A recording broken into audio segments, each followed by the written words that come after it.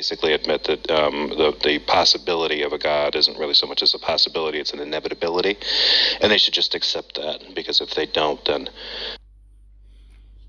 A lot of these people in here, understandably, in one sense, because I think they're all atheists. Jefferson Spatchcock is atheist. Right.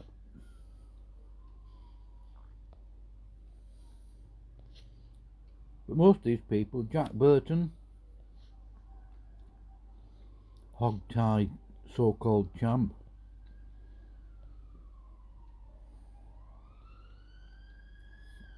I'm sure a few others have been in conversation with Darth on Clubhouse, and they got some of their tail feathers pulled out.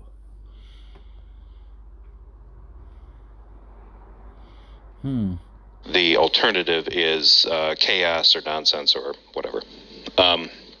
So it's sort of that same kind of argument that we usually get from him. But the second one is where things get a little bit interesting. The second one, just to give it a preview of what's going on there, he has a conversation with somebody who claims to have been converted by his argument and some of J. Robbins' arguments, and further, a former atheist who is now, at the very least, convinced of the presuppositional apologetic, and I think is kind of converting to Christianity. This same individual, his name in the Clubhouse video is Matt Gruber. He was actually, he showed up under the name Kent on a Pine Creek video last week, or the end of the week before. So the video that I'm going to be going over him, it's still unlisted. It's courtesy of Clubhouse Debates, or Capturing Debates, one of those two channels that's run by that British guy. And so, kudos to him. He had that on there. He had that recorded and unlisted for me. Actually, my brother did as well. So props to, and thanks to my brother, Jay, had also recorded that one. I was in it. I was actually in the audience for the first 15 minutes or so. It was one of Jay Robbins' things. I happened to get in there right before Darth Dawkins did, so I could actually see it and access it. And then after that, because Darth Dawkins was in it, the replay doesn't work for me. Because, Clubhouse has some issues with how you block people. Anyway, or maybe that's not an issue. Maybe that's not a glitch. It's a feature. But either way. So anyway, that's what's lined up now. Basically, this is a look at Darth Dawkins, kind of the what of God, and then the why you should worship him is sort of what he ends up getting into with Mac Gruber, or Kent, or whatever you want to call him. I'm just going to call him Mac from here on out. They get into that conversation. And that one's an interesting one because Mac, I'm not giving you any spoilers or anything, Mac essentially agrees with Darth, and is talking about how much he agrees with it and how persuasive it's been for him. Darth, his reaction is unsurprisingly skeptical, and the conversation gets a little weird. I guess that's pretty much it as far as setting things up. Thanks to everybody here that's here live. One thing that I should mention, a couple of things, comments have been popping up that have been kind of consistent. That's been the amount of ads on some of my videos. I have to apologize to anybody who's been previous viewers or long-suffering viewers, because before I got monetized, most of my exposure to dealing with YouTube stuff is to create content through StreamYard, and that can leave you kind of naive. It definitely did with me. When I got into the position of monetizing things, and I did that, differently do not equal a nest. So, and the better you arrange them, the better the communication is, much like letters. I can remove a couple. Sorry. That I kind of naively thought that the settings that YouTube would apply for monetization would be on the conservative side.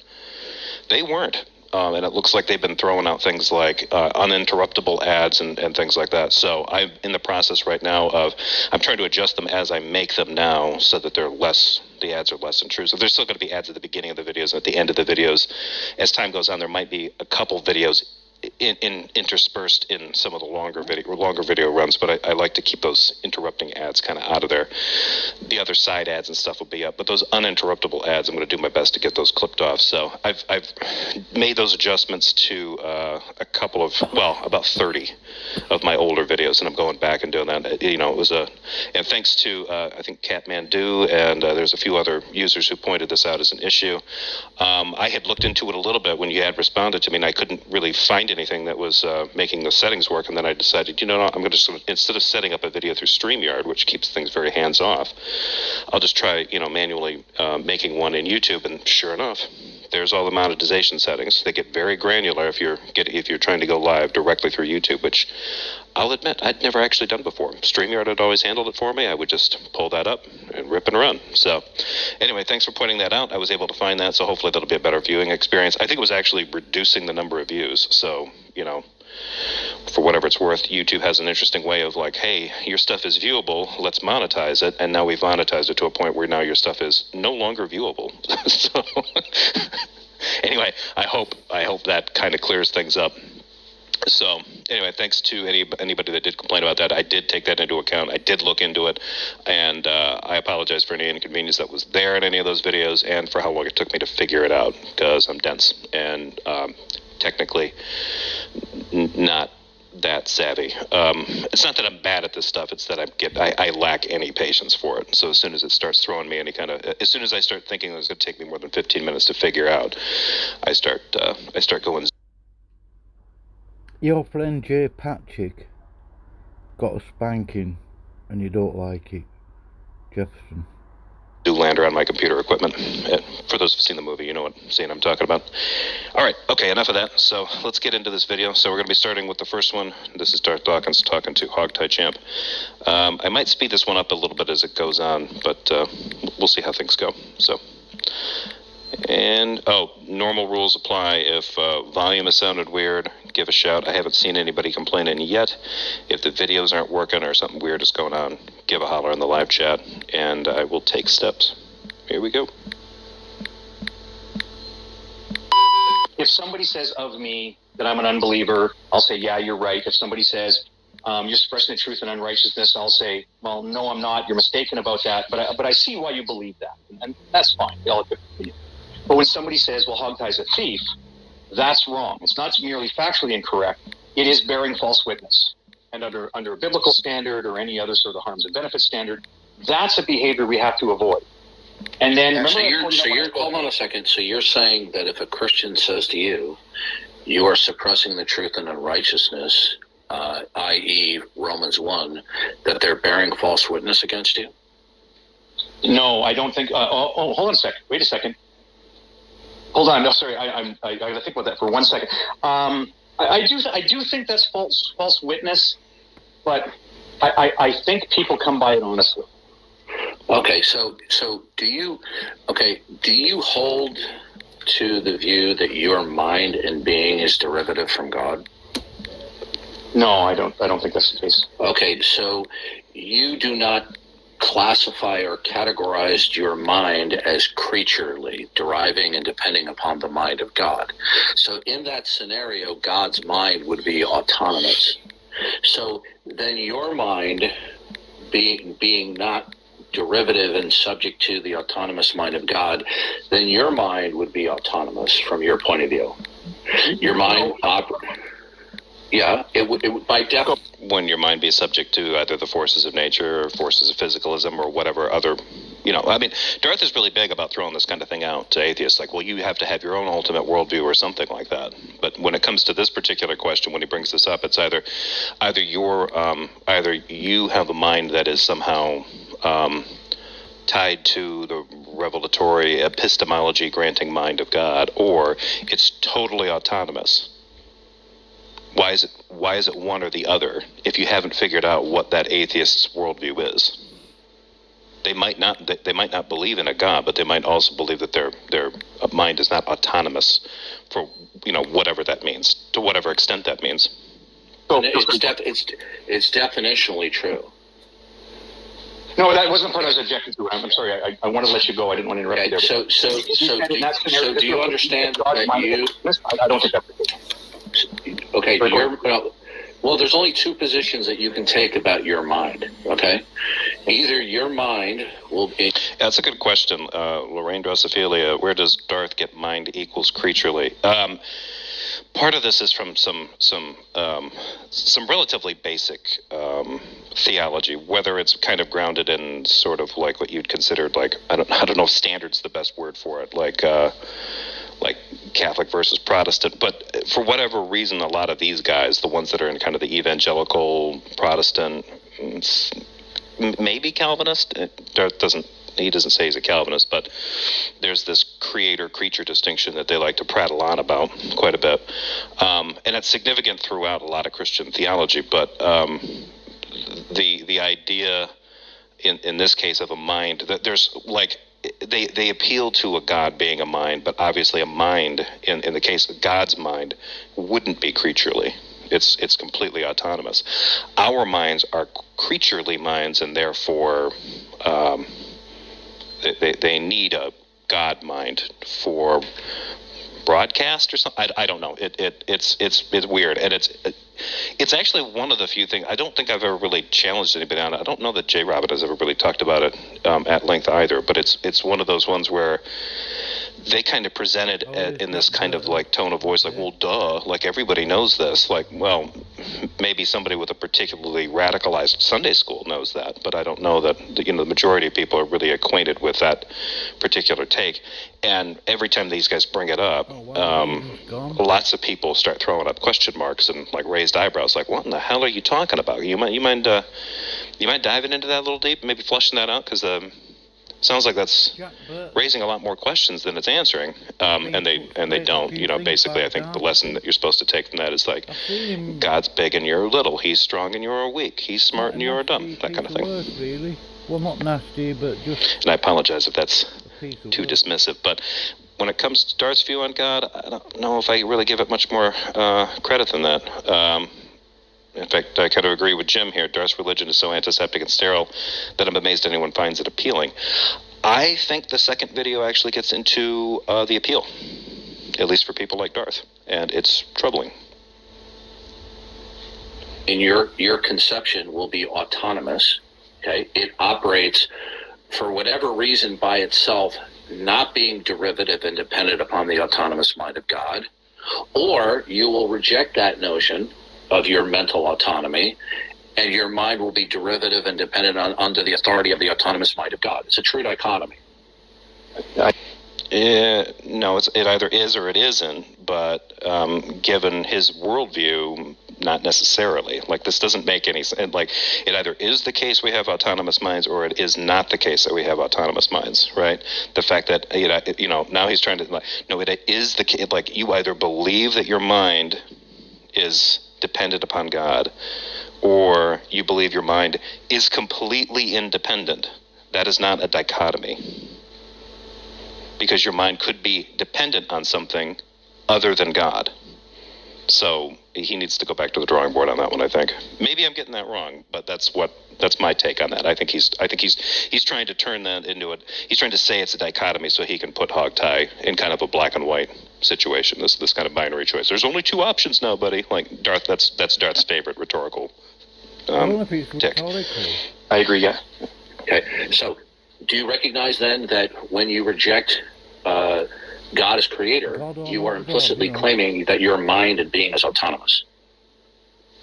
Yeah, I think that's the case. I mean, okay. So if I can show that first that you concede that your mind is autonomous, but that the reasons that you give for not believing in God, you violate them instantly, this will be proof that you're suppressing the truth and unrighteousness. Let me state that again. Please, yeah. Okay. If I can show that your position is that your mind is autonomous, and that your rejection of God your claim is not by virtue of your mental autonomy, but that you have some reason that you have that is legitimate not to believe in God, but you instantly violate that when you operate from your worldview, that means that your reasons for rejecting God would be arbitrary then. Okay. So therefore, this would be, if I can show that, that'll be definitive proof you're suppressing the truth and unrighteousness. If you could show that. What is your fundamental reason for not believing in the God world? I like that. He says if he could show that, that would be definitive proof, and then goes on to ask the other question: what's your definitive proof of a not God world? So okay, so I guess if I could show it, that's definitive proof. Now, since I've said that, that is definitive proof. Now, you prove your worldview to me. Like, no. Oh, okay, first I want to give you that you said you're going to demonstrate two things. The first one's easy. I do think my mind's autonomous. That it doesn't depend on another mind. So I don't know if you have some legwork to do to get that off the ground, but I'd suggest that we get it. That is the case. Well, we both agree that you conceptualize and categorize your mind as autonomous. Clive Gordon, are creatures the same as animals? A creature is anything created. So that's what the word creature means, right? A creature is something that was created by a creator. It implies a creator. Thus the creator-creature distinction. The creator is obviously, the weird thing about this is, though, that there's aspects to this kind of, this notion in philosophy of the creator being superior to the creation. And there are things that kind of, I don't know if Darth's ever read Frankenstein, just as an example, but you might want to take a look at that. I mean, that's an early take on some of the tensions between that philosophy and those kinds of concepts. Yeah, it's not, it's part of the world, but it's not, do you mean like not dependent on another mind? I think your mind, the autonomous mind, from the human perspective, just simply means that your mind is and operates without the necessity of deriving and depending upon the autonomous mind of God. Oh, okay. Yeah, but that doesn't make any sense, because you wouldn't know that God's mind is autonomous or not. It's only autonomous by definition, right? And then appealing to that from a dependent mind means you're automatically at a disadvantage. So saying that God's mind is autonomous while yours is dependent, if the only way that you can define that is, or defend that, is by defining your mind in relationship to that and saying, because we don't know everything, there must be a mind out there that does know everything, and our minds must naturally be dependent upon that mind. All of that, none of that follows. You have to demonstrate the connectivity between that, right? And the only way that you can do that is to say that thing that knows everything is also the thing that made everything, and therefore from that connection, we can know some things because it allows us to. From there, you might get a better connection. That might be what Darth is trying to get at, but Darth is talking around a lot of things that he just kind of presupposes and assumes is correct from a lot of different theological stances. House of Commons, atheists get very uncomfortable and they have to defend their worldview. That is DD's strength. It's not really his. His strength is buried in this kind of rhetorical device, the presuppositional, or his isn't entirely presuppositional either. It's also a kind of butchered combination of contingency argument combined with a modal ontological argument, slathered up with some presuppositionalism and some transcendental argumentation thrown in for good measure. The notion that an atheist has to defend their worldview. It's vaguely interesting and no surprise to me that Wild Eden was given a so-called Bible by Rob Reed, the NIV, and she's an atheist, is Wild Eden, and she's going to be reading scripture, apparently, if you can call it scripture, which I don't, from the NIV on Fraser's channel with Sparrow and Olive. That's up to them, that's up to her, blah blah. But it is just totally incongruous.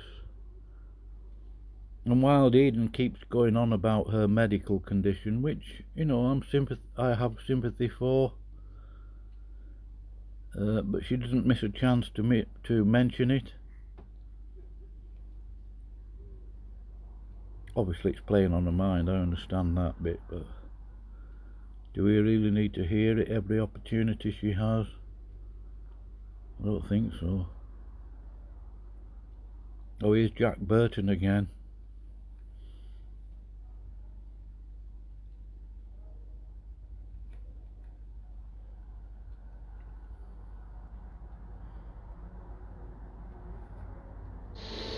Is not a thing. Christians don't have to defend their worldview. That's not what I think ends up happening here. Darth makes it seem as though he's on the well, he is on the attack. He believes that he's going to go after this person because How can he say Christians don't have to defend the worldview? I mean, it's not mandatory, I suppose, but given the opportunity, a Christian will do. It's called, I don't know, you could call it creation evangelism, evangelizing, witnessing, sharing the gospel of Jesus Christ, arguing, well, not in the negative sense, debating with atheists, and this is what you get. You're damned if you do, damned if you don't. This worldview that he believes is wrong, and they're wrong on the internet, and so he's going to stomp them out. He's going to show them why they're so wrong. They could be wrong, but the issue here is that your worldview is your worldview, right? And depending on what you mean by worldview, and depending what you mean by defense of it, there's a lot of different things that can happen here. So one would be if a worldview is just my collection of different conclusions and ideas about the world around me, about what I think reality is. If you're a doxastic and voluntarist, a lot of those conclusions weren't made because you... He obsessively hates you. Hold on, I don't think he's the one going into your clubhouse rooms, is he? Dawkins Champ is the one that goes into the room where he knows Darth is. And then he goes in there and, you know, that's what happens. So I think Dawkins Champ actually hates Darth. But if he hates Darth, if that's true, I don't know if it is, why does he keep going into rooms where Darth is and where he's got a mod or spanner or whatever you call it, a wrench?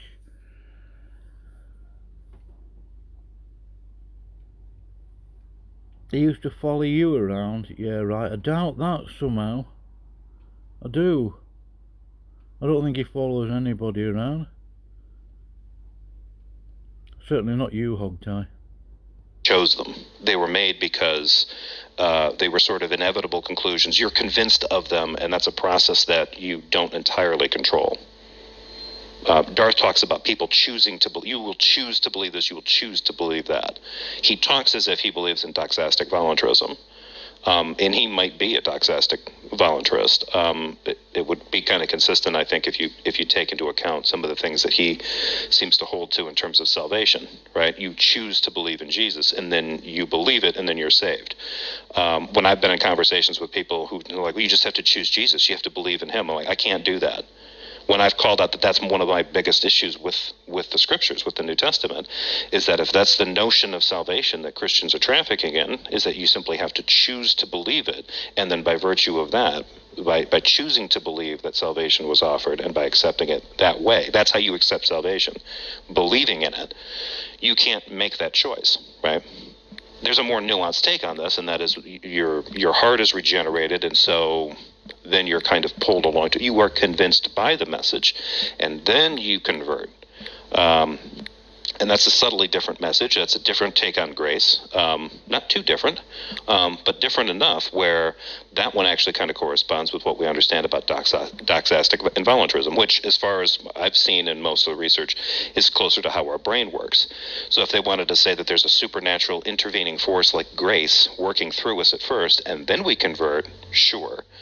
But when you hear Darth talk about it, you hear Darth talk about like you picking that belief. And then by picking that somehow, you get it right, and then by picking the right belief, you get to heaven.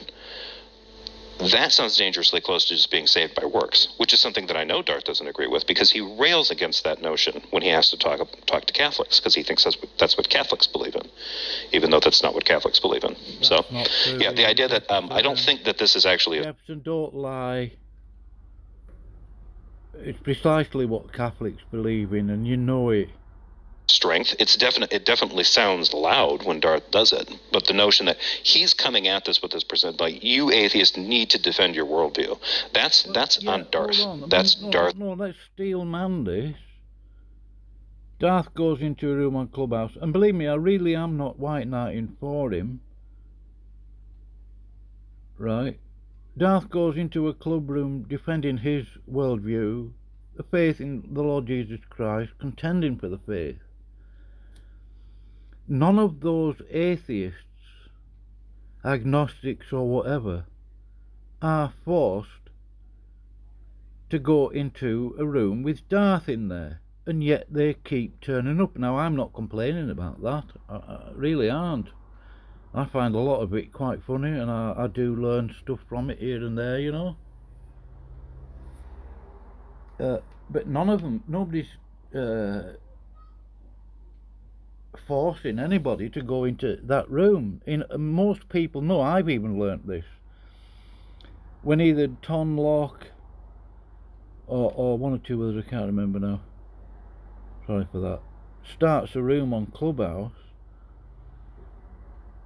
or Redefined Living's on there in a room, they know Darth is likely to turn up,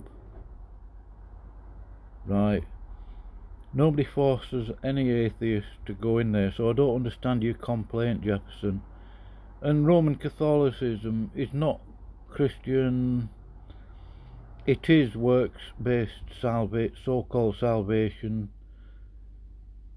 The Catholic so-called Church really is the Babylon whore of Revelation 17, KJV.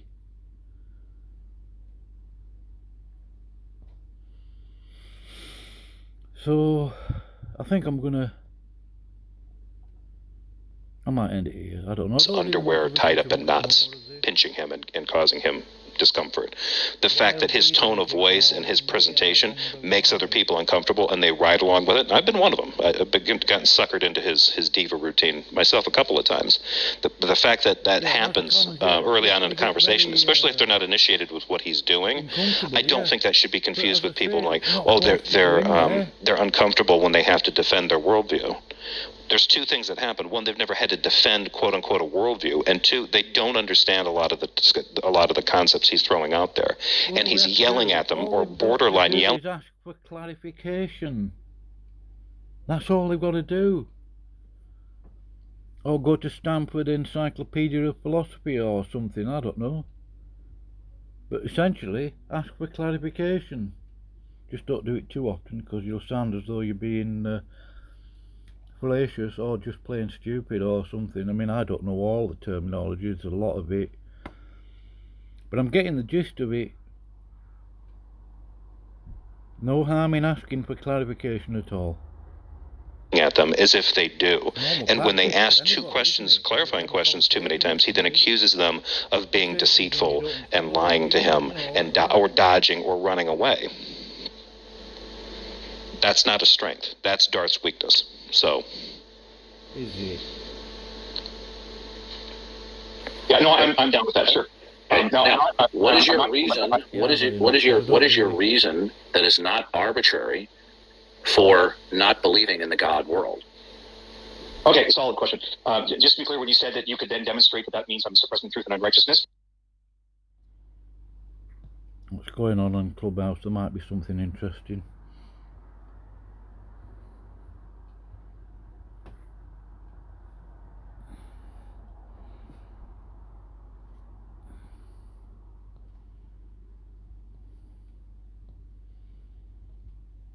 Darth isn't on there at the moment.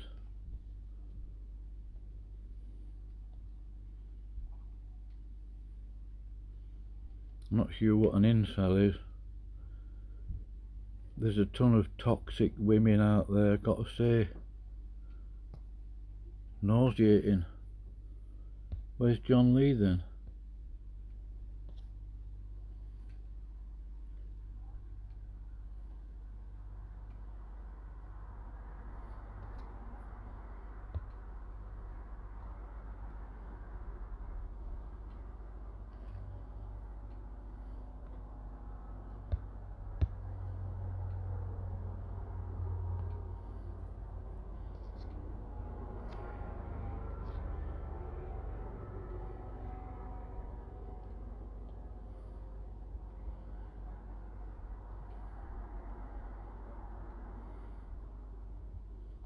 Oh, I've heard this one. That was funny, it just dropped out. He'll be alright. Boom. Oh well.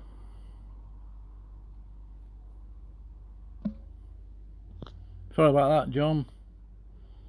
I'm not sure what that wave thing is for, really. I didn't see how that followed, but I'm not saying you're wrong. I totally want to give you the room to ramp up and do that. So let me answer that question. And it was what basically boils down to why don't I believe in God? Is that the central question? Yeah. What is your No, that's not true, Hogtie Champ. Because you came to my channel, didn't you?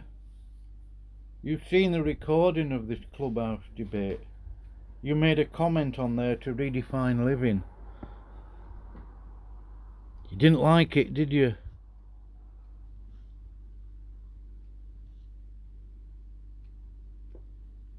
What is your reason for believing in the not God world and not believing in the God world? No, this will be good. Well, if Darth is a sadist, then you atheists are masochists. You all say you don't like him, you're all sat there like slagging him off, and yet quite a few of you, 3 or 4 at least in this side chat, go into a clubhouse room that he happens to be in, that you know he'll be in, and you go in there and you start yakking. Shocker. Because he's not going to accept the. Watch this. What he's going to end up doing is what he does quite a bit. He's going to ask Hogtie for his reasons, and then as Hogtie lays out his reasons, Darth is going to treat his reasons as if they're a deductive argument, and then accuse him of fallacies. Jim, right? Let's assume Darth's takes are unassailable. Why should I want to start thinking like him? Is it better than anything else? Good questions to ask. House of Comments. As a Christian, I must also confess that I'm not a big fan of D.D. Strap. Anybody to think like he does. Oh, that's ridiculous. Straw man. To defend our faith, and I must apologize for his manners. No, you don't have to apologize for his manners. I don't think that Christians are a monolith, and I mean, apology appreciated, but you really don't have to apologize for him.